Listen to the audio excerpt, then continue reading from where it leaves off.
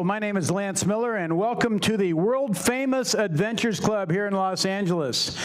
For over 100 years, we have been celebrating those who adventure off the beaten path, and tonight, our guest is ZachVincent, a world-famous cinematographer and wildlife photographer who is currently has an Emmy nomination, and we're going to be talking about his adventure through the Okavango Delta in Botswana. Zach, welcome to the Adventures Club. Thank you. Thanks for having me. Good to be here. We have a great crowd for you tonight, and to start off, we're going to show a little intro video of some of the work you've done, just so we can get a feel for some of the places you've been. So Rich is going to roll that.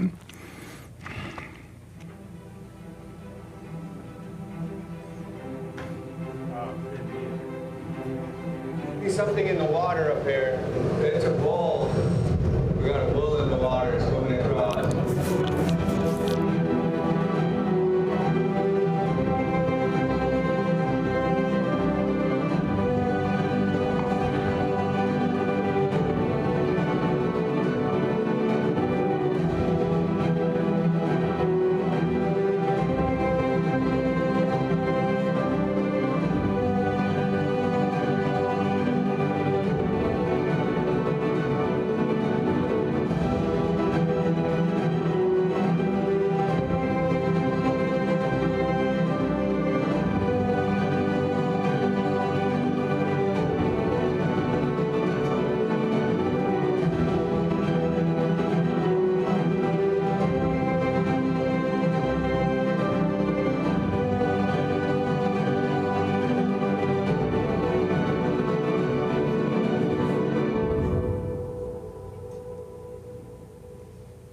Incredible footage, Zach, and again, welcome to the Adventures Club. One of the things I like to start with is, how did you wind up here tonight?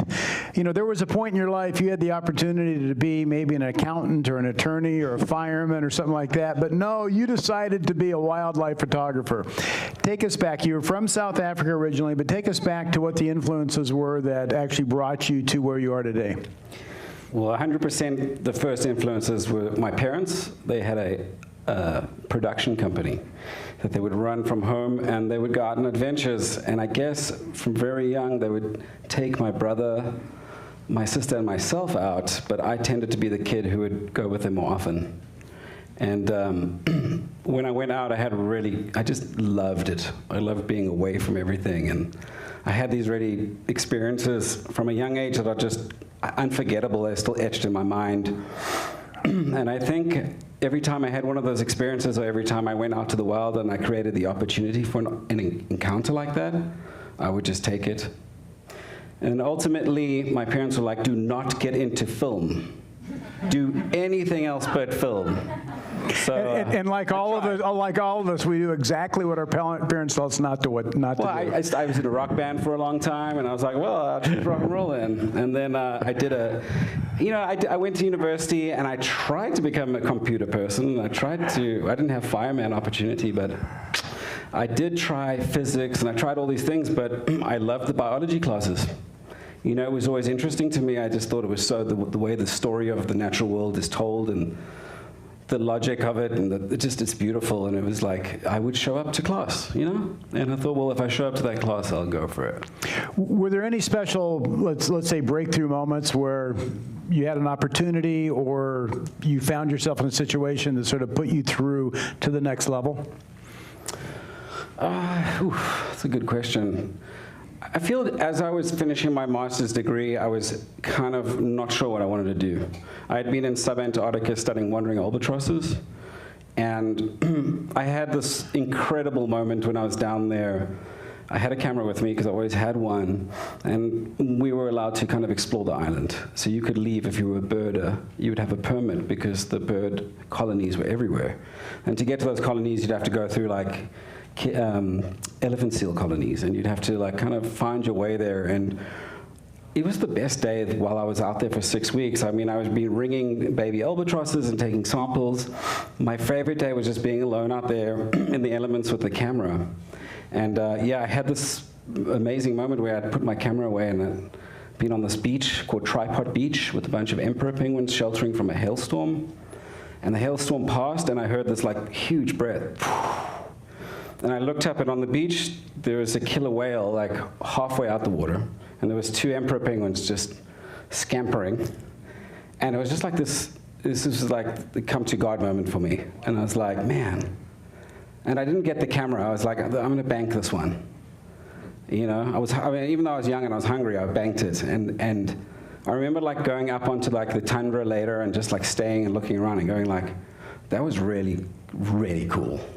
Like that was really cool, you know, and I think I just always wanted to do that again, you know? And yeah, and I guess opportunity-wise, I went back to that island to shoot for people, but like I said, I started a rock band and I worked in the commercial film industry in Cape Town. I did Sony commercials as a camera operator, I did all the stuff.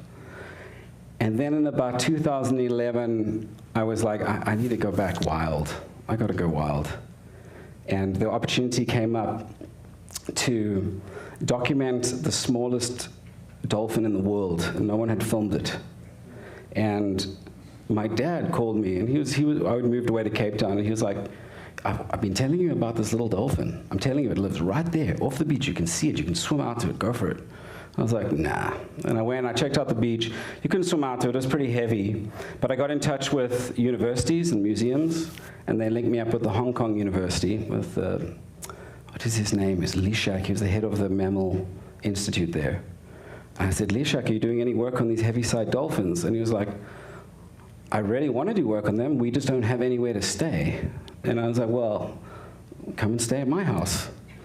So it was kind of in this period where I was moving into town, and I had this house, and all of a sudden I had, I think, 5 or 6 students from Hong Kong and Li Shak living in the house, and rented a boat, and then we went out, and I just spent like 3 weeks doing mammal research, I guess, and filming them, and like trying to get as many shots, because it wasn't very easy getting these dolphins. They were friendly, but the water can be surgy. So I would use like a pool cleaning, like a long pole, and I would attach, like in those days, probably a GoPro 1 or GoPro 2. Mm-hmm. And I attached it to it and figured out, hey, if I put it against the front of the Zodiac, the pressure pushes it back. And then it holds pretty nicely with the rubber.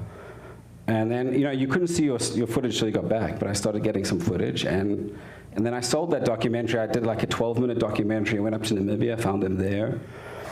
And I sold it to, the show was called 50/50 at the time. It's been running in South Africa forever, and it's all environmental issues. Very good show, done a lot of good work. They loved it, and they said, what else you got? And I said, well, I'm going to have to go and look. But I brought a clip of the heavy-side dolphins if you want to see some of them. Yeah, let's see that. Yeah, let's absolutely. This is the smallest dolphin. It's like a miniature orca, I would say. That's what I could describe it as. See if Rich can find that for us.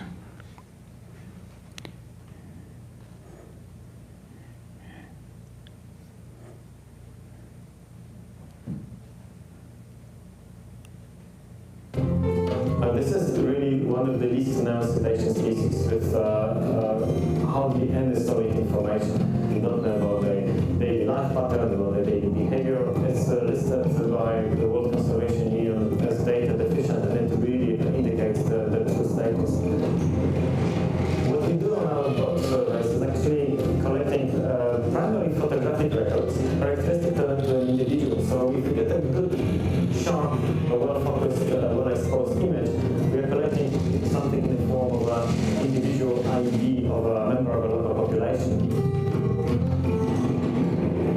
Today we have a busy day. They are everywhere. 3 o'clock we have 6 of them. 6 o'clock we also have 6. And there are some at 11 o'clock. So coming up is almost 20.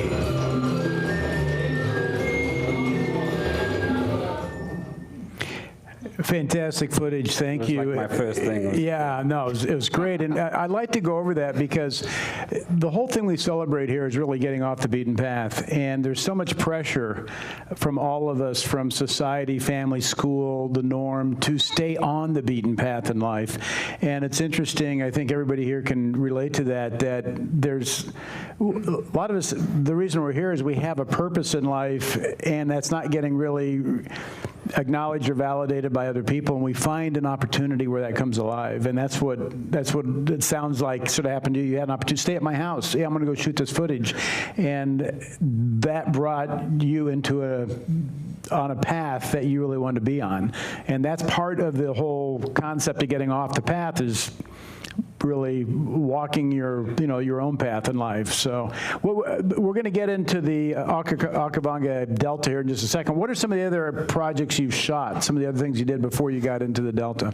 I was a young producer, shooter. Let's see, I did a really cute story on kids who were blind, and we took a whole bunch of animals to the school. And they got to like touch them, and it was their first interaction, and it was cool. You'd see like a little kid, like 5 years old, and you'd feel the snake, and he'd just like push it against his face. And I mean, how many people here would do that? No one would do that, you know? And I was like, that's cool. So like, I did that. That was a great little story. I did this really funny story on these people in Cape Town who rescued toads in the rainy season. I loved that. That was hilarious. But like it was those early days, I'd have to go out on these really stormy nights, and I'd drive to like Muizenberg side of Cape Town, and they're critically endangered. I like to do stories on very endangered or rare animals. It felt good to like get footage of them, you know. And yeah, these toads would like hop across the road because they would hear a female somewhere, and they'd be like, gotta go. And suddenly they would be all over the roads, and they would have these volunteers who, even in dangerous South Africa, would drive around and be, oh, we got one. It's a little female and feels like a marshmallow, and it's going south. Help it, you know. And so I followed them around. That was amazing. It was great, and they still do it to this day. It's a western leopard toad, I believe, and they're trying to save it. You know, and it's just adventurers like in the city who didn't leave. You know. Yeah, yeah. I did some exciting ones too. We did a lion translocation from the Kalahari Desert to the Addo Elephant Park in the Eastern Cape, where they were extinct for a long time. So I was on the journey of going to actually dart the lions in the Kalahari. So we darted 6. I believe it was 2 females, 4 males. And then we loaded them up and we drove them to the Addo Elephant Park, which was only about 50 minutes from where I grew up. And we put them there, so we reintroduced lion. That was really awesome. That was a great experience. So I had quite a few, and I eventually, you know, I would go between critical issues where you'd have to actually put the camera in someone's face and say, hey, give me an answer. But I generally wanted to do more like gentle, kind of like uplifting, hopeful stories. I did something on actually it's the rarest bird in South Africa called the blue swallow. And I think I have footage. I think there was only 7 breeding pairs that year. And we were driving around in KwaZulu-Natal. And what these little birds do, which makes it very difficult to film, is that they have nests inside aardvark holes. So an aardvark is, it's a nocturnal animal, digs holes, it lives in these big holes. So we were driving around, and you know, I just got lucky. I had this like luck. And the guy went into the hole and he was like, hey, there's eggs here and they're hatching. And I was like, it can't be. And he was like, no, they're for real. So I climbed in the hole with him. And it was one of those days in film which you will experience, where your light is not working. Your camera doesn't fit in the hole. So you go down with the GoPro and iPhone, whatever phone we had in those days. And it was just like filmed it like this. I was like, got to get that shot. And I actually have it, Yoda. It's incredibly moving. It's like this a bird that has a huge challenge to survive. I mean, it crosses all the way up through Africa into Uganda and down, you know. And so to see it it was pretty crazy. You've got video of that, right? I do. I think it's called Blue Swallows, Rich. Rich can pull that up for us.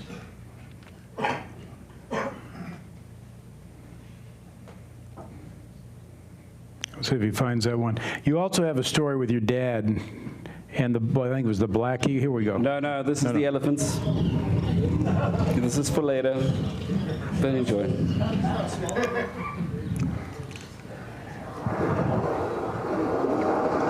That's the gray swallow, right? It's a gray swallow. Yeah. That's a black mumbo. Okay. That's a black eagle.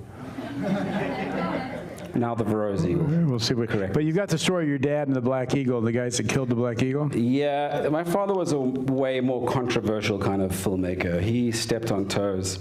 In those days, they would leave poison carrion out in the veldt. So they would wipe out all of the predators or scavengers. And they were convinced that the black eagles were taking out the lambs.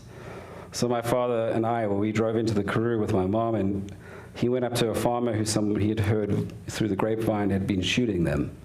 And he was like, hey, I'm from the Herald in the Eastern Cape, and I really want to get a picture. I heard you shot these 2 eagles. The guy was like, yeah, I've shot these great eagles. Oh, yeah, I'm a tough guy.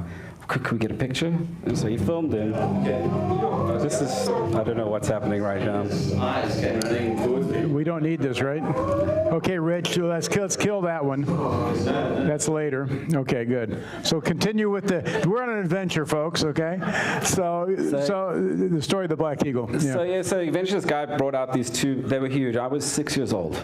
So to me, the eagles looked incredibly big, and he stood with, holding them, and then he had 2 of his farm helpers hold the wings out, and we filmed, and it kind of became quite an image, because it went around South Africa and exposed like how the farmers were poisoning these, these were endangered South African. And he was actually getting the farmers to confess the fact that they wrongly killed these eagles, and that photo came back to... Yeah, he can't go to that part of the Karoo ever again. Okay. Yeah. Okay. But we had a great, that was another experience that I'll never forget. We climbed up on a cliff like that picture, that's where they nest. And he was like, walk up to it. I was like 7. I go up to the nest, see if you can find any lamb bones. I went there, and all of a sudden, this eagle was above me. So I scampered back to the hide, and the hide was just bush that was growing over this cliff. And as I came, the eagle was here. And I could hear the wind in its feathers. And it was, like 7 feet across. It was incredible, and it came... And then it landed on the nest. It was just, like, I was so young, I must have been just a giant animal, So that was a good trip. Wow, yeah. So let's move forward into the subject for the night, which is your trip in the Okavango Delta with was the wild... It's a wild bird trust. Wild bird trust, 3.5 weeks in the Delta. How did that trip come about? How did you wind up being asked to go on it? So I did my master's at the Percy Fitzpatrick Institute of Ornithology, so I got my master's in birds. So Dr. Steve Boyes, he did his PhD there. And again, I was just reaching out to faculties looking for stories. I ended up shooting a story about Cape parrots with Steve. And he had built this really amazing conservation project in South Africa, in the Hogsback. And we did that. The show went down very well. And then he was like, we enjoyed each other's company. He was like, you should come on one of our expeditions to the Okavango. And I was like, I should go on one of your expeditions to the Okavango. And yeah, before I knew it, I was going deep, Okay. I was going deep. I think you've got some photos of where it is, right? Rich can put up. Maps, let's some maps so we can see where we're actually going, which is just north of South Africa and Botswana. So yeah, we have Africa right here. So Botswana, you can see the north part of Botswana there, southeast Angola. That is where the Okavango Delta is. The Okavango Delta itself is in Botswana. The catchment area is in southern Angola.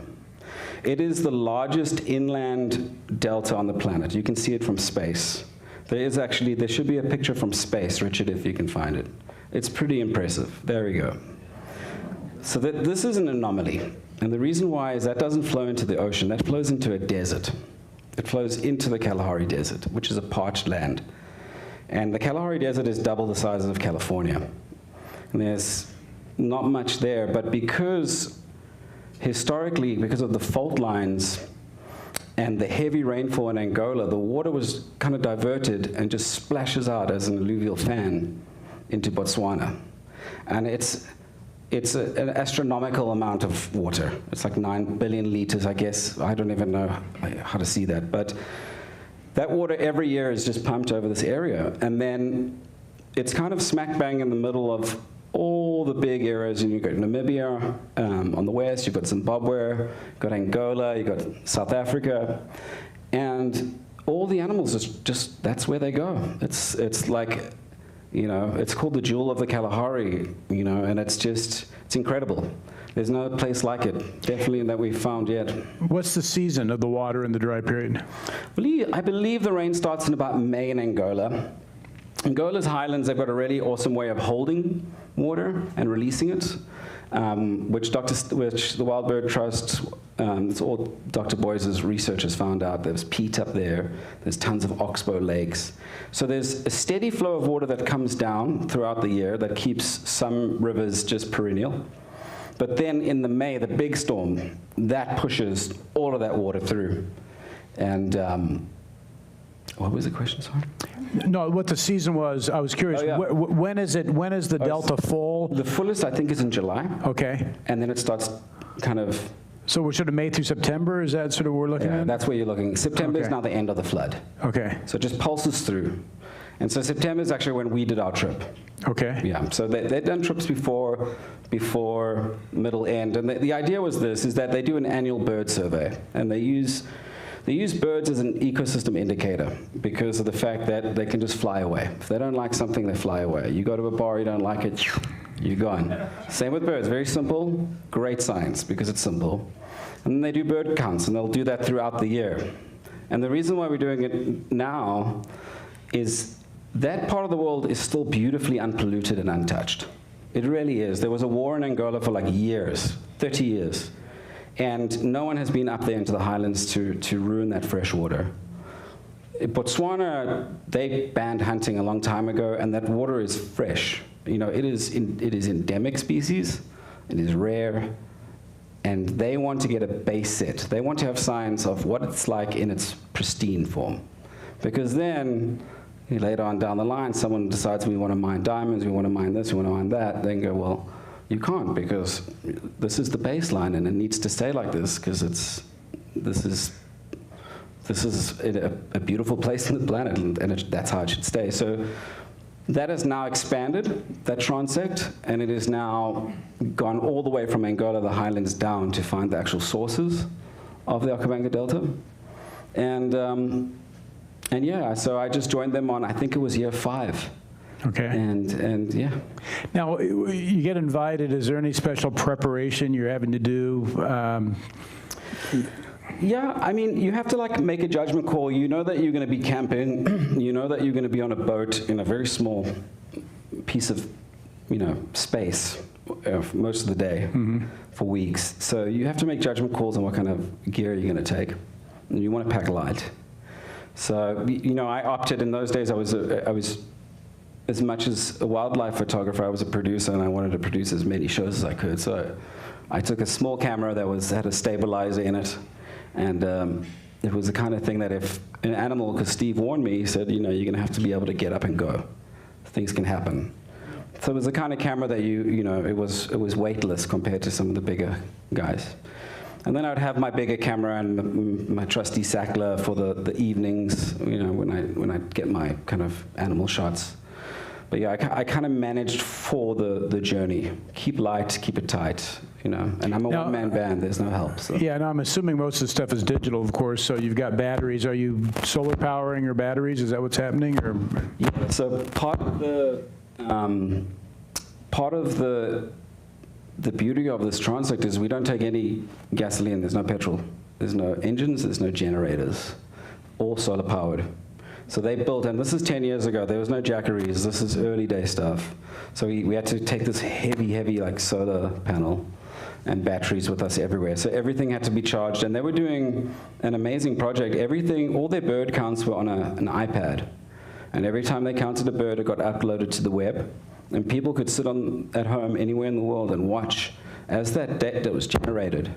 And it was like heartbeats, some of them had watches on.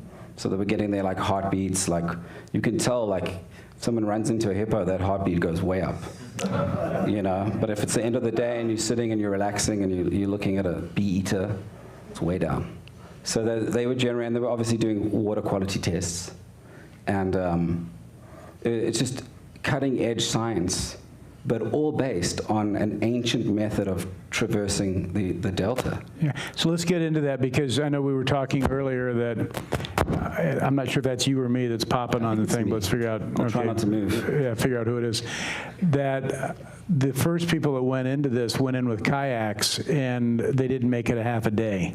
And then they changed. You can explain why that is, but they changed to this basically traditional, almost dugout canoe type boat with poling on the bottom. So let's get into the type of watercraft you had. Okay, well, in the meantime, Richard, you can probably pull up one of the Mokoro, the wooden ones, so we can actually get a visual on what a traditional Mokoro looks like. There should be one with a family on it. But basically, people tried with kayaks. The reason why it doesn't work is, imagine you're a crocodile. You can be any crocodile you like. This is a choose your own adventure. And you're lying on the bottom of the river, and you're looking up. And you're territorial because you're big croc, yeah? And something goes past your head like this, you know? And it looks like you, and it's going like this, you know, and it looks like it has 4 legs. And it's basically a quad kayak. It's a tandem kayak. It really looks like a croc. And crocs just don't really like that, and they will take you out. They will take you out. So people do it, but it's not a good way to do it. You make a lot of noise, and you're splashing. So what was traditionally done is trees would be cut down, and then the Mokoros would be dug out, and they would hollow out the tree and shape it into a boat. What you're seeing there is more of the fiberglass style. That's the fiberglass one. Maybe you can find the wooden one. Nope. Very late. Yeah, it's really nice to see this. A lot of work goes into them. But anyway, so basically, the whole concept is, if you can be a tree floating down the river, a croc doesn't eat a tree. Okay. A hippo is not afraid of a tree, so you make as little noise as possible, and you're one of nature, you know. And so that's the concept. You don't use actual paddles. You use what's called ngashi. And so it's a long stick, has a fork on the end like this, and you grab onto the reeds and you push yourself down. And you can use a paddle in like deeper water. You know, it can work as that if you get that water, but it's mostly because you can pull it, you can push it, you can get through tight spaces because it's thin, and it's pretty safe. So the crocs aren't attacking you on that, and that's a traditional way of moving through. Now, what other type of equipment? Because I know you were very limited on what you could take food-wise. Let's just wait for this to... Let's see what we got here.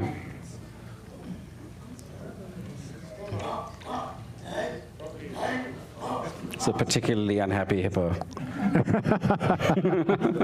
And I think you were describing the hippos in this area are actually huge. Yeah, so, okay, there's a great picture. That's your traditional Mokoro. You can see they've got nice grass there. They've probably got some papyrus. They're going to go and fix up their hut at home. That is the way you travel through the Delta in Africa. Okay. And so you've got this like super tech, high-tech, going everywhere data project, and it's all linked to those boats, except now we're using fiberglass ones, and they're about 6 meters long, and everything's loaded. So an ancient technology, modern technology, just an amazing project. Yeah. So with the equipment you could take, I'm assuming you've got tents. You can't take any petro. How are you cooking, and the food you're bringing along? Because you were describing you just had some basic food, and you were catching most of the other protein along the way. You can only fish until you get into Moremi, into the protected areas. So when you leave, yes, you've got your tents. You live on tents. You camp on the islands every night. When you first start your expedition, everything's loaded. You take, we call it ngoosh, sampan beans in Africa. It's basically beans, you know, pinto beans, I guess, and a lot of those, and oats. A lot of oats and a lot of beans, and Tabasco sauce is your main source of food for a long time. When you started, we have a little bit of biltong, it's like jerky, and they'll like chop pieces in and put it in, but that kind of runs out pretty soon. That's the treat. That's the treat, you know. And so we could catch fish just before we got into the actual protected areas. So we did that. It's called the People's Delta. That's where people can still kind of live. They can take care of themselves, and you can fish. But once you're in the Delta, you're vegetarian. You're trying to stay a vegetarian. You don't want to smell like a meat eater. You don't want to attract the animals in. So yeah, we basically, and then twee, which is the lilies. The locals, they make a kind of a stew out of fish and twee, and they eat that, and it's has a little bit of a, I guess, I don't know, like slows you down a little bit, like a little kind of a THC effect, if you would. So I kind of stayed away from it. I kind of wanted to keep sharp, but the locals didn't have a problem. They were like, yes. But I believe there should be a video of People's Delta, which kind of shows you the beginning parts and, like, you know, catching fish and how they smoke the fish there, and then how you first start setting up your tents and getting used to it. If you can play that, Richard. Here we are in the People's Delta, cattle. There's a human settlement over there. We've had all the donkeys so far. This is where people live, and they harvest off the land. This is the mother Okavango, takes care of them. Take us a day to get out of here, 2 days. Then we'll enter into the wilderness. Obviously we can't bring in meat and supplies, so we choose to live off the delta as much as possible, using the water lily riser, the seed we find in the water-pollinated plants, and of course fish.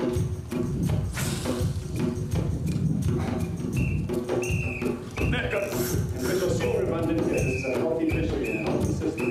And it's a wonderful thing. We can drink this water pretty much all the way down the mountain for 10 kilometers and catch fish like this. What was the original plan? It was around the Mombo Island. Okay. Hippos camp and Lions aren't any predators we're worried about.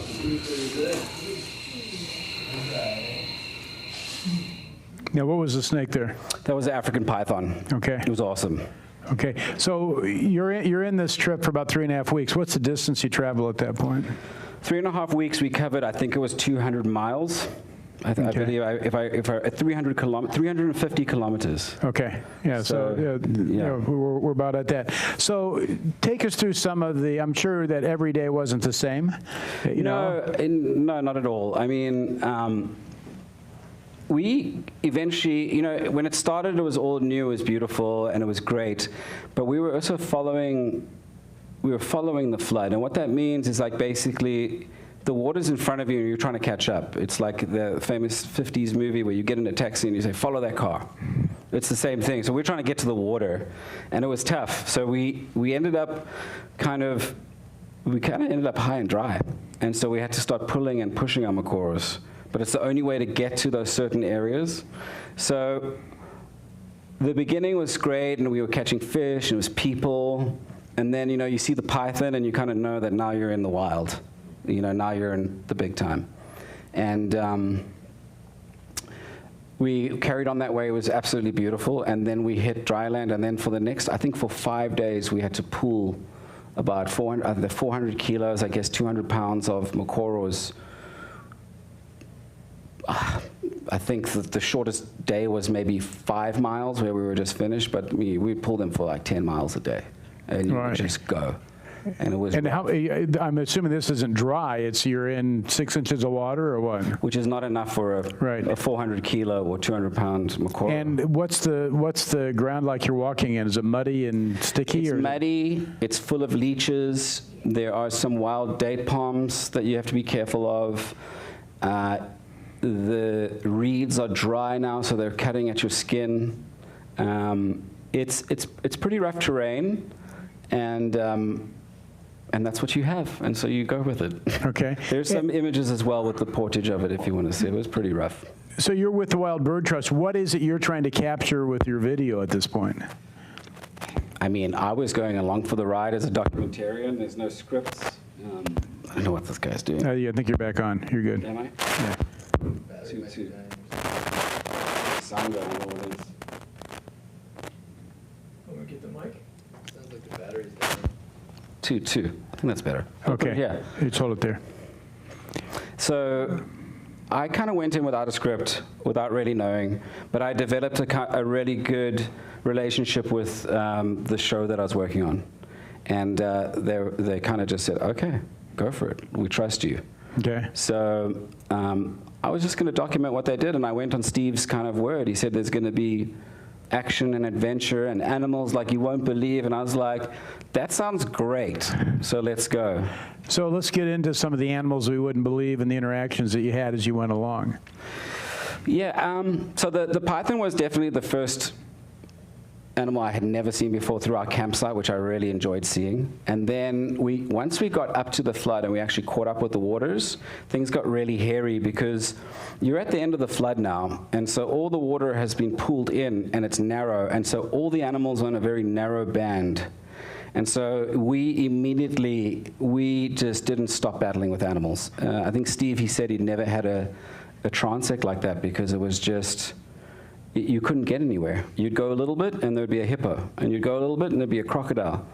And the hippos would shut you down, and then you'd have to portage again. Now, you remember? Now let's just I'm just curious. You run into a hippo. How does the hippo shut you down? Is he just standing in the path? He won't move? Like that. Okay, okay. Like basically, hippos are, it's like kind of like the only animal, I would call it a rotten name, because they just seem to be really nasty. They're very territorial. And they're very aggressive. It's the most dangerous animal in Africa. So they look kind of funny and round, but they are scary, and they're big, and it's full on with them. It's not like I'm seeing what your body language is. What are you gonna do, you weird naked monkey? I don't know, maybe I should go here. With hippos, it's like, come at me. Why are you here? I don't want to deal with you. I don't leave the pond during the day. And so we're trying to get through because we got to use our boats, and so we're trying to clear the path. So we kind of just relied on the bayei, their traditional methods, and it was hairy. It was really hairy. We had scary moments, for sure. Can you give me an example of one of those scary moments was? There is video. I mean, my scariest moment of my life was during this trip where I have the raw footage of that. We're in a wide enough river, and there's a hippo, and he was feasting on grass, floating grass. And I think we were just like, maybe we can sneak around him, and 10, 12 days in, you're trying to you want to go. And we're like, he won't see us. And about where the ship is from me, he just snapped, and he stared straight at me and started tracking the boat. And he was on the other side of the grass, which is great, and then the grass just disappeared, and it was just him. And he just lurched forward, and I was like, what do I do? And I look behind me, and GB, who's the paddler, the bayei, he was standing on the river bank, and he was looking at me, and I was like, oh. You're in the boat. I'm in the boat. How did he get on the riverbank? Did he get out of the boat on the riverbank? Was that it? That's called a jump. He jumped. He jumped. I guess I was filming, and I was like, wow, this thing's right here, and I didn't get the memo. Do we have footage of this? This is it. Okay.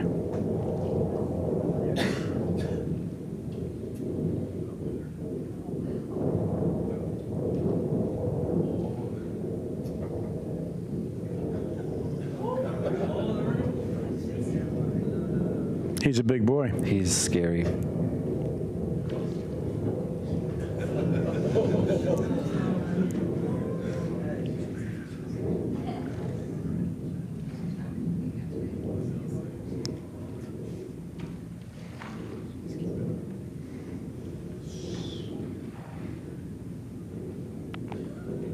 It's amazing how he moves. It's absolutely amazing how he moves. Holy smokes. And the grass is not there now.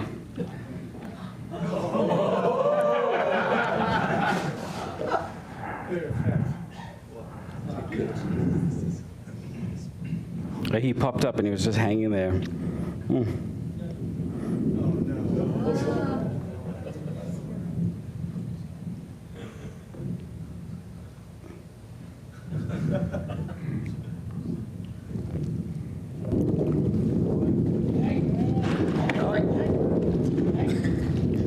So yeah, they just jumped and we went, but that was hairy. That was hairy. No, I can see that's hairy. I can see that's hairy. Yeah. There's another video where you can kind of see the method that they use. There should be another hippo video, Richard, which is pretty awesome.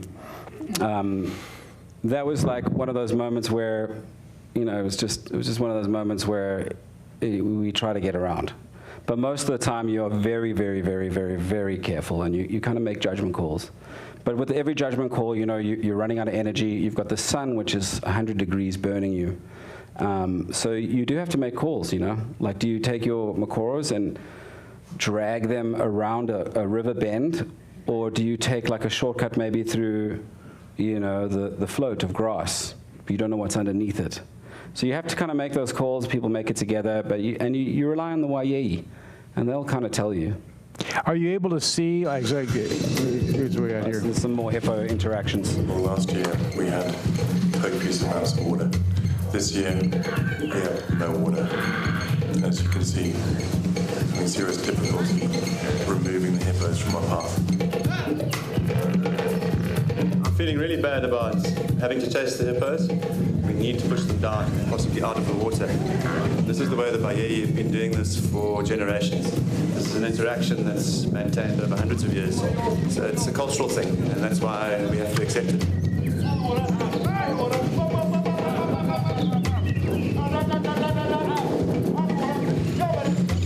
Hippos, I can count in the water down there. There's a few hippos there. It's 19. 19, yeah, there's a few. There's a few. Yeah. So, no, what I was saying is, as you're going along, are you able to typically see what's coming up, or is there stuff under the surface that just pops up? Oh, there's probably plenty under the surface. You know, the paddlers, Steve, GB, KG, those guys, they're standing up and they've got eyes. You know, they grew up there, so they know what's up. And you kind of judge the river, I'm sure, you know, and you learn that stuff. But the problem with this one is that usually when you do a transect, those rivers that you saw there, those meanders, are a couple 100 feet wide, and the hippos are going to be in the deep pod, and so you just kind of cruise through them. Because we were behind the flood, we were really in a tight spot. So, you know, with animals, there's a couple of things you don't want to do. You don't want to corner them, you know, and you don't want to shock them, surprise them, you know. And when you're in a narrow waterway, it's hard to not kind of, you know, confront them. So either you have to pull, or we have to push them down. So, you know, and again, we just relied on the Waiei, the guys. So it was pretty hairy. Well, I think one hippo followed us like the whole day. He just had a grudge, and he was like, I can't believe you did this to me. I can't believe. And every time we turned around, he'd be there, and he'd be all scarred up like a big fighter. And I was just like, dude, it's over. We've left. You know, it's over. He goes, no, it's not. No, it's not. He's like, Not over till I say it's over, right? Yeah. And you say yes, you're the boss. Yeah. And you were sharing you had a run-in with just a bull elephant at one point which is amazing, because you see this delta and the hippos, and you see this, and then it doesn't typically look like an area you'd see a lot of elephants in because of the amount of water, but they're there. So Botswana's got the largest remaining elephant population on the planet, African elephants. So it is key to them. And you also have 80,000 elephants coming from all the other areas through the Kalahari, that dry place to come and have some, you know, fun in the sun, you know, water, and just enjoy the abundance of life. Yeah, elephants, we did have run-ins. I had a really tricky one where I basically walked straight in the path of a young babysitting a female, and I just didn't see her. I just walked around this palm, and then she was there, and she was angry, and I had sunstroke, and it was so weird. I literally transformed into the 5-year-old me who had just kicked a soccer ball into one of my mom's vases. And I was like, I'm so sorry, Mom. I'm so sorry. And I just backed up. And as I was backing up, GB and KJ, they came around. They're like, just keep going. We all huddled around the wild day palm. And then it walked, and it took a look at us, and it flapped its ears, and it told us, you know, exactly who's boss. And then these two little youngsters ran up to it. So like a very young little elephant, and then kind of probably like about a 4-year-old one. That could have been worse. You know, I mean, that could have been really worse. If we had, you know, you're just not aggressive with them. You give them all the right of way. Yeah. Give them all the space. Yeah. And apologize. You know. Yeah. And you were saying that what you've seen too is that the elephants have memories of interactions with, as you say, the hairless apes. And there was a time you were talking about you just had your arms up. You weren't trying to be big. You were trying to show them that you weren't a threat to them. Yeah, in that previous video where Steve is in the front, and this all happened, all of these interactions you see that literally happened between the 16th of September and the 19th. So it was just 3 days of really intense. You know, we had them around always, but there was that moment where there's a really lovely interaction with the bull elephant where he sticks his ngashi up and he puts his hand up like this. And I always thought it was like to make himself like look bigger. You know, it was just an epic moment. And then, like, you know, over the fire, he's like, no, it's to show them I don't have a weapon. And I was like, they know? And he's like, well, they've been hunted. They hunted in Namibia. They hunted in Zimbabwe. They hunted everywhere but the Delta. Animals communicate. You look at the herring feeding whales up in Sitka, Alaska, that area. There used to be 1 or 2 pods of whales that did it. You go there now in herring season, you're going to see 20 pods, different whales. They learn. Animals learn, they have culture, and I think a lot of animals are traumatized. And that male that you would see in that video is an old male who's probably been pushed out of the herd. He's gone off somewhere to just live his retirement on the river, you know. So, you know, you don't really want to mess with them. The elephants are sketchy, but this guy, yeah, he's beautiful. He's beautiful.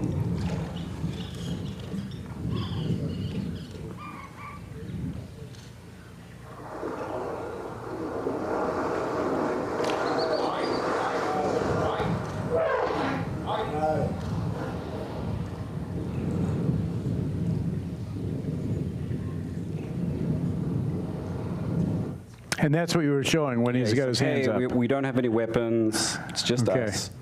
That's amazing. We're just relying on body language and just, you know, YAE skills and body language and just being like, hey, we're not here to harm you, we're just passing through. And with that, one of the things that's amazing, I mean, there's the documentary on My Octopus Teacher, which talks about this relationship with this dive and the octopus and how sentient the octopus actually is. And I think there's a point where we don't realize the intelligence level of a lot of the animal kingdom that we work with. 100%. You know, and that there is, and of course, elephants are phenomenally familial. They're amazing. Incredible intelligence across the board, and to see that you actually put your hands up, just like you would do a policeman, say, no, I'm not armed, you know, and the elephant goes, okay, not armed, I'm not gonna charge you and go stomp you into the swamp right now. Yeah. And I know you shared too. There was the time that you came into, you were dragging your canoes through the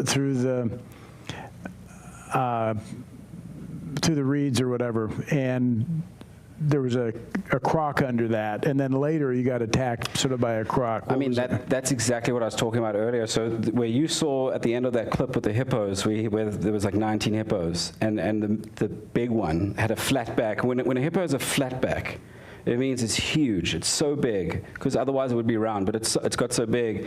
So we were kind of like, we either had to pull our macaws and the whole team all the way around the outer side of an oxbow on the river, or we had to take the floating grass, which that hippo was eating on earlier. And that was just sketchy, because we had to drag our boats through there, and we'd put your feet through that, and you have no idea what's underneath there. And then at one stage, GB, he said, everyone get on your boats, and the grass just lifted up and just started moving like a mole, and it just moved between the boats, and I was like, what is that? And they were like, it's a croc, this is where the crocs are. And then and it was funny scary, because, you know, you can only go one way. You know, there's a way in South Africa, there's something we call, I can't say it because it's a swear word, but it means go forward, you know. But if someone says it in Afrikaans, you know what they say. There's no backwards, there's no left, there's no right. You just got to go. You got to go. And so we did. But that was tricky. And seeing that was weird. It was amazing. It was wow. Yeah, it was cool. Well, amazing. And then later, I think just after that, let's see what we got here. Crocs everywhere, bags in the water.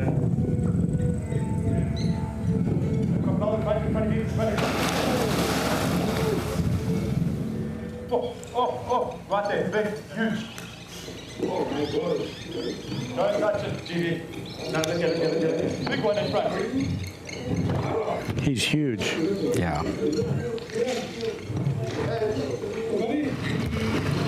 Coming around. Coming this way. Okay, back, just get the pedal.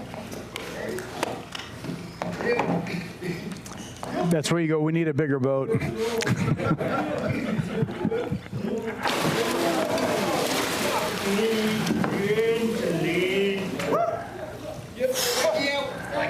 Yes, really look me in the eye, man. It's just teeth. Wow, wow. I mean, I'm looking at that. It's like the scene out of Jaws, and the sharks coming, except it's a crocodile. It's that quiet Yeah. moment before impact is just the worst. I think I would rather be eaten by a shark than a crocodile. Okay. I don't want to go either way. Yeah, no, I understand. But no, and that was the same day that you'd come through the grass where the croc was. Oh, it was an incredible day. It started with that hippo pod in that grass. Then we came around the corner, and these two buffalo, these guys here, we ran into two sleeping. So imagine that these are what we saw. This was in front of us. There's actually a picture, Richard, of the two. The video was all over the place, I guess, but I just took a snapshot so you guys, for the Adventure Club, so you guys could see that guy's cousin, but those two. So when we came up on these guys, they were sleeping with their butts towards us. And so we could just see these like rumps, and we were really worried about we call them dugger boys, and we were really worried about the buffaloes because they can be hectic and they'll charge you. So we didn't, and we were up on them, and so we didn't want to you couldn't make a big noise because then they would just turn and go for you. So it was hilarious. So we're sitting there, and no one's making a move, and then one of the guys at the back, he goes, and then everyone goes, like making like wake up sounds, and the next minute they got up and they turned and they looked at us, and one of them actually like looked at the other one and was like, what is this? What are these things? What? And then eventually they went away. But I just thought you guys would like it because you've got them over here. But that's a great shot. It was a hilarious. So that they say in South Africa that look the buffalo gives you is the "where's my money" look. Well, a lot of people don't realize it either because buffalo doesn't get a lot of acclaim. But you have things like lions and rhinoceros and hippos and crocodiles. A lot of people don't realize how dangerous a water buffalo is. It's one of the most dangerous animals in Africa. Yeah, we had one charge out of a grove of wild date palms. Usually you can hear them. They have the oxpeckers, these birds, I think it's oxpecker, and they'll make this psh, psh, psh. So you listen for that because it's warning the buffalo that we're coming. But then, so you listen. But in that case, there wasn't one, and one came charging like a bat out of hell, and you just like, where do you go? But it just ran off into the distance. Wow. Yeah, it was amazing. Wow, it's interesting how the wildlife interacts. I was in India on a tiger reserve, and there's a bird, when they see the tiger, that they announce to the other animals that the tiger's there, and we were trying to find a tiger, and the birds were chirping. We're trying to figure out where the tiger was. But it's amazing how the wildlife interacts from that standpoint. Yeah. And the other thing, again, just when we'd gone over this, we're talking, the story that interested me was that the time at night when the hyenas came in. Oh yeah. And so share that story. You're camping, and you wind up with. So yeah, this is kind of an embarrassing story. I don't know if I should tell it or not. So we ran out of our biltong, and I had the host of the 3 shows coming, and I thought, well, let's just get some more from Joburg or Mauen and have him bring it. The guys will love it, and they did. Caveat: we had reached Chief's Island, and Chief's Island is a big island kind of created by sedimentation and a fault. 70 k's long, I think. It's about, I guess, 35 miles long. And it's got the highest densities of predators. So lions, hyenas, leopards on the planet. And in fact, the Wai do not like to camp there. It was originally the chief's kind of hunting place. Anyway, so after that croc, and after another pot of hippos, we eventually got to our campsite, and we were like, wow, that was a crazy day. And everyone was like sitting quietly around the fire and like kind of giggling to each other, going like I remember Steve said to me, Zach, did you take your finger off the camera at all today? I was like, I got like 8-9 hours, it's crazy. And he was laughing, And then someone said, hey, there's a hyena, and there were hyenas, and it's probably my fault because of the jerky, and they came to our camp. But there's a clip of it. There was a lot of them, and they were not scared. They were totally confident. I think you're saying Steve was down the path or something, and you're showing some lights, and there's like... Steve had gone to call his wife. And Steve just likes to go off, you know? And I think, yes, the first thing, we knew one was in, and then someone said, where's Steve? And we went to the other side to go see him, and he had the sat phone.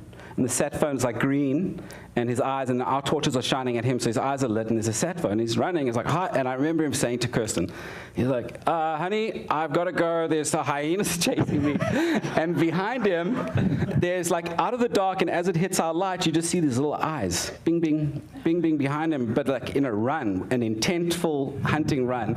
And like, I mean, he got back, and he was like, damn, that was crazy, and they were all around us, but I just remember that. It was, I have some footage, actually. It was on night cam because it's very dark, but they're there.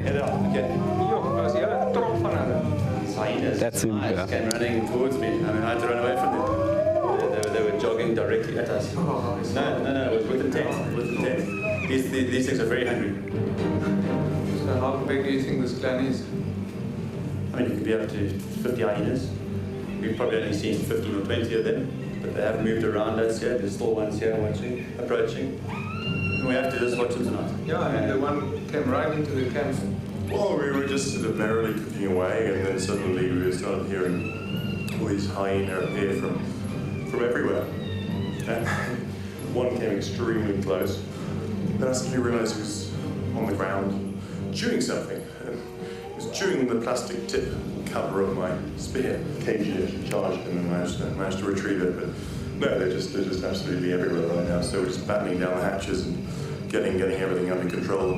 See, there's the saliva, the bite marks, straight plastic has been chewing.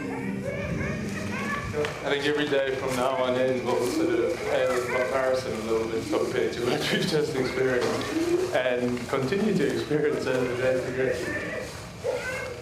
Dude, this is Tau Central, this is Line Central. We're on Chiefs Island. So very definitely there's a pretty high possibility that we will be seeing lions tonight. Hyenas, the lions will be not far behind. So how do you actually camp and keep yourself safe with lions and hyenas? And I'm also curious, is there an high incident of hyenas attacking men or humans? There are. You don't like to talk about these stories. It's kind of like, but there are. There's not good stories. I mean, like if you leave your terrible stories of people like kind of, I don't know, just leaving a part of their tent open, and then maybe the hyena comes in, he wants to something else, he smells something else, but then he sees you and you'll be dragged out. So it can happen, but you keep your tent closed. And then you maybe keep a pot, a couple pots to bang, But generally the animals with the fire and the smell of us, you pee on the outside of your campsite,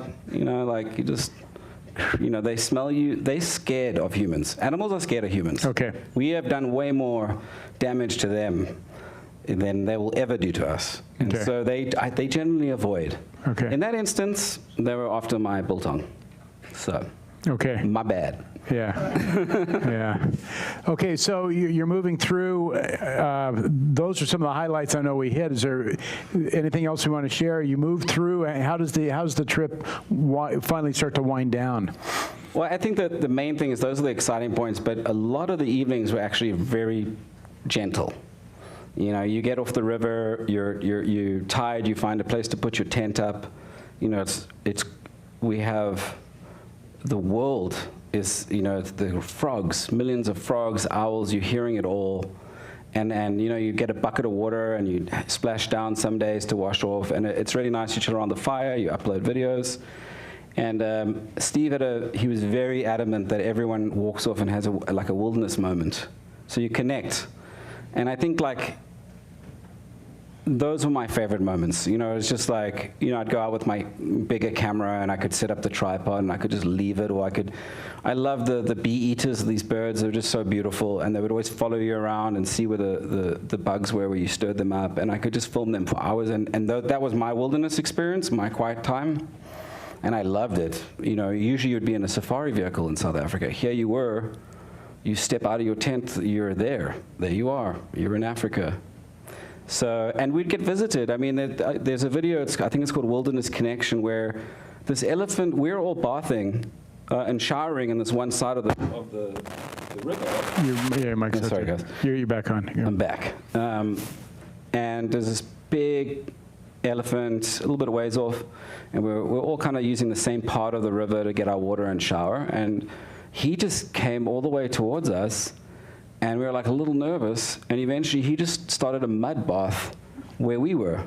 But we had moved off, and we were like, oh, it's everyone's using this spot tonight. You know, and he did like a whole like beautiful kind of like display, and then he just meandered off, like no worries, no interaction, no heaviness. Those are great. Yeah, you shared, especially when the time the grass came up was the crocodile, and you said you're pulling yourself through that there were some other excursions or safaris, you know, people in the five-star hotel in their Land Rovers or something. How much interaction do you have at that point with other people coming through the Delta? The only time was when our host was dropped off. Otherwise, not really. I believe that a safari vehicle actually drove past us one day and was like looking at us like feral animals, because they had paid a lot of money to fly there and stay at like a five-star lodge. And then they drove past us, so like, what are these people doing? So we were the animals for that. So, yeah. Okay. So as you go through, how does it wind up winding down as you come towards the end? Well, the highlight was those days. It built up to like kind of a crescendo. I think, you know, the highest number of birds we counted was around Mambo. It winds down when you're getting near Maun in Botswana. That's the final destination. And you will actually see by the amount of miles you do every day, that last day is double anything you've ever done. Because there's a lot more water and everyone wants to get home. Now it's been a lot, you know. So it pretty much winds down slowly. You get to Maun, you know, everyone shakes hands, you get a picture with a flag, and you go to the bar and you have a cold one, and you try to tell people what just happened, but you and your mates are like, they will never believe you. And I'd be like, I have pictures. Now, I think you had a video. This was the blue herring, or was the bird that was so rare? Didn't you have a video? Oh yeah, of that? I do. It's the blue swallow. The blue swallow. Yeah. You have a video of that? I do. Let's see if Rich can pull the blue swallow video up, just so we see that. You saw that on the trip, right? This was a different trip. The blue swallow was from earlier in my career. Okay. Yeah. Okay. I don't know if we can find that.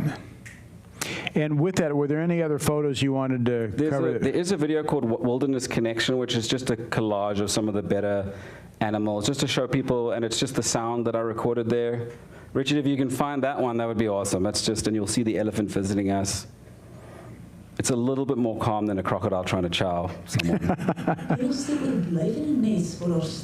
is the blue swallows, but we'll take it. Having 3 times or 3 chicks here. I'll go inside the hole. You're going to be brave and go in. Is this an aardvark hole? That's an aardvark hole, yeah. Okay. It's a big hole. Onder die donkerte met slegs die liggie van sy selfoon, maak Gashi 'n verstommende ontdekking. Is in the process of hatching. Oh, really? Yeah. It's amazing that they would put a nest in a hole that big. It's amazing.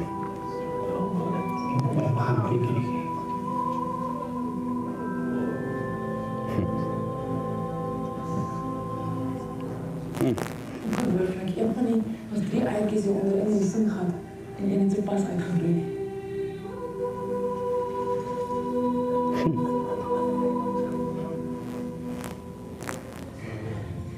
Wow. That is amazing. By the time we got it, absolutely brilliant. It was just cracking the eggs. It was starting to crack quickly. Now, as I've left now. And then what was the other video you wanted Rich to play? Wilderness Connection. Just to put that in perspective, that is the rarest bird in South Africa. There were 7 pairs in the whole of South Africa that year, and I think 1 had eggs. So that little guy was wearing his helmet because he had coming out for war. Wow. Yeah. Wow. Got a hard life ahead of him. But it was amazing. Do they have any in captivity that they're breeding or anything? Nah. Okay. There's a lot more up in Uganda, but guaranteed conservation, it's hard. You know what I mean? Yeah. And they're one of those animals that just has its habitat in a high rainfall area in a dry part of the world, which is Africa. And so they are right on that front line of like habitat encroachment and stuff, so it's a tough story. Yeah. No, absolutely. So there we go. Is this it? Yeah, these are just like moments camping, like you leave your camera Incredible running shot. and there's a kingfisher. Incredible shot.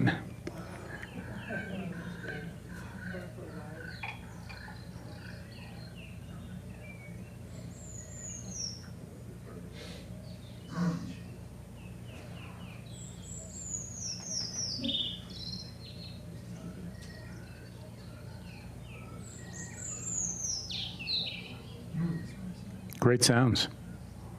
This is the wilderness part of the deal.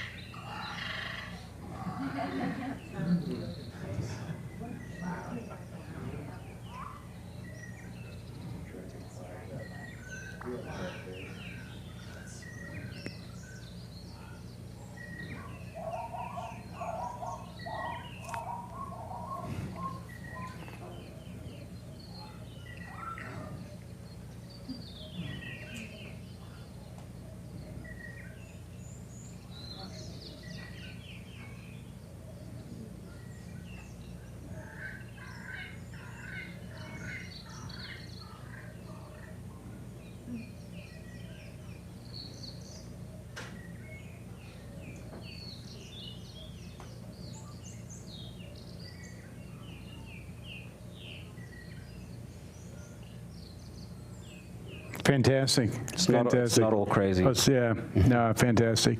Let's do this. Let's open up to some questions of the audience. And Steve, whoever's here, can take the mic and pass it around. And we'll take 4 or 5. I think Rich is going to come up and take care of that. So we'll take about 5 or 6 questions from the audience and try to catch up here.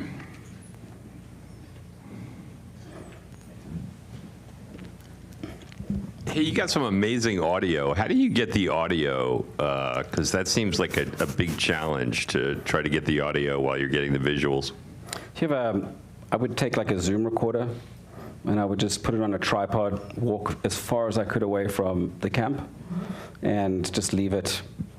And at least one of the days you'd get it. I think that was in Satara where I got that. I could have been there.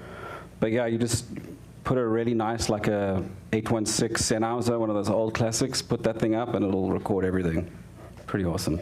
Fantastic. And then, of course, there's a lot of post-production on it, too. Yeah, we got another question here. You had a slide pop up earlier. It was about a black mamba. Oh, yeah. And I never heard that story. Yeah, that was a good story. A very good friend of mine had a show called Safari Brothers, and the 2 guys are from Okavango Delta. When they were younger, one of the guys was trying to impress a bunch of foreigners, and he saw a black mamba in a tree, and so he grabbed it, and he pulled its tail, and then he realized it was really big because he couldn't get his hand around it. So it actually shot back and bit him, and it bit him in a really soft spot of his arm. Anyway, he survived, but barely. And so that mamba shot was me shooting B-roll for the story.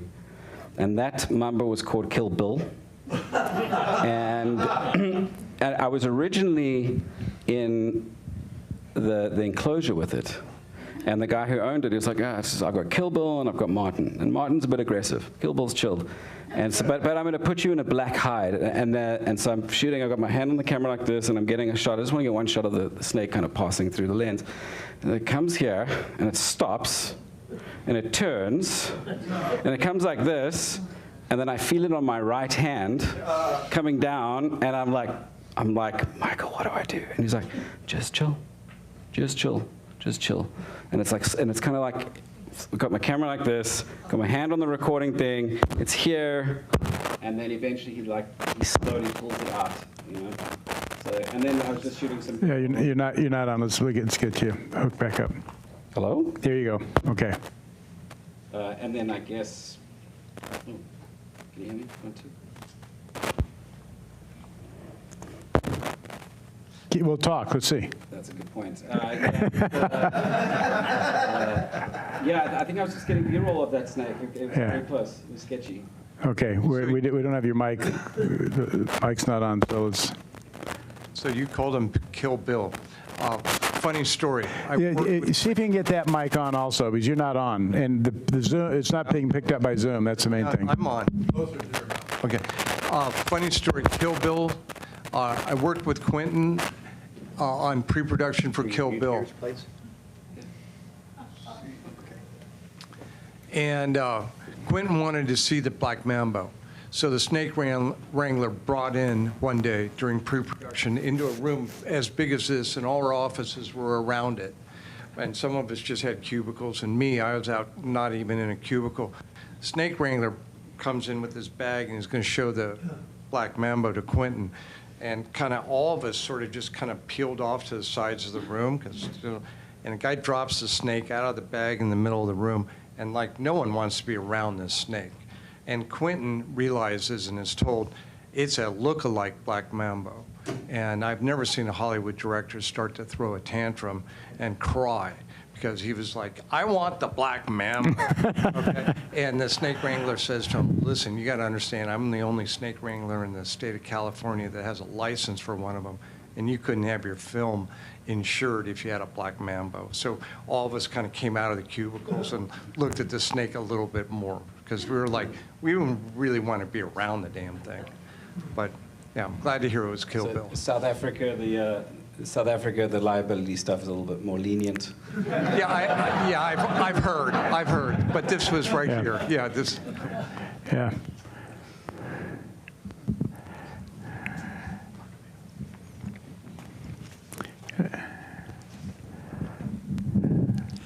I'm just a little curious. You talked about the guides chasing off the hippos at some point, and you felt a little bad about that. What's the process of a couple of guys chasing off 19 hippos, or even one? 1, 2. So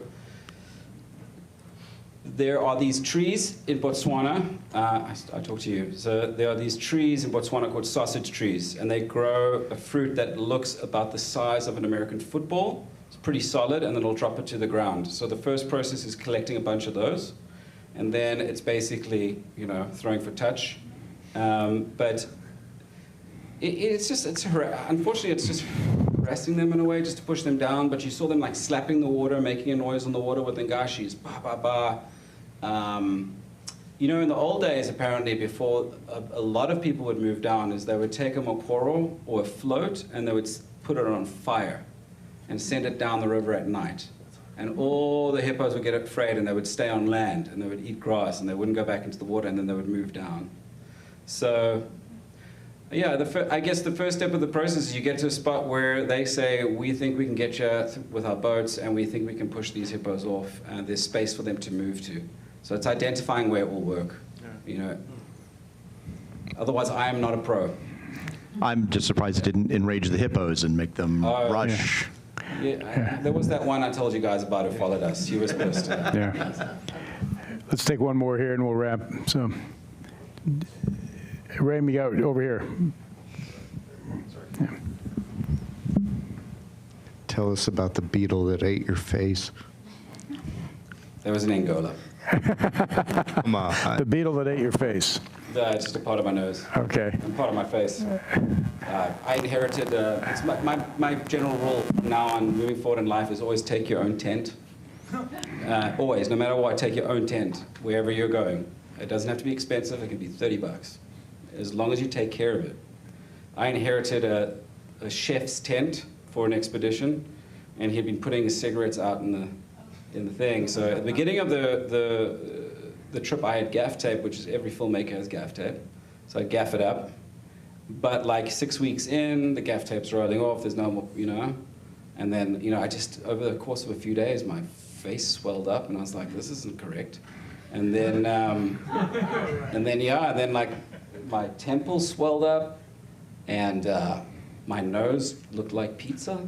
And every GoPro shot is a horror film because I'm like looking at the GoPro to try to get it on, and every time I would start one, I'm like, looking at your nose. Yeah, so it was, I think it was a cytotoxic blister beetle. So it's basically like a pocket-sized rattlesnake. Wow. Basically like an adder. Okay. So it just dissolves your skin. Wow. Wow. Probably make a good bumper sticker to take your own tent. Take your own tent. Yeah, take your own tent. Well, listen, Steve, thank you very much for your incredible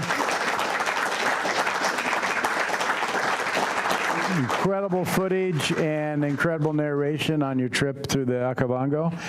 We really appreciate you being here, and it's been a great example of a trip off the beaten path. Absolutely. Thank you very much. It's been Yeah. awesome.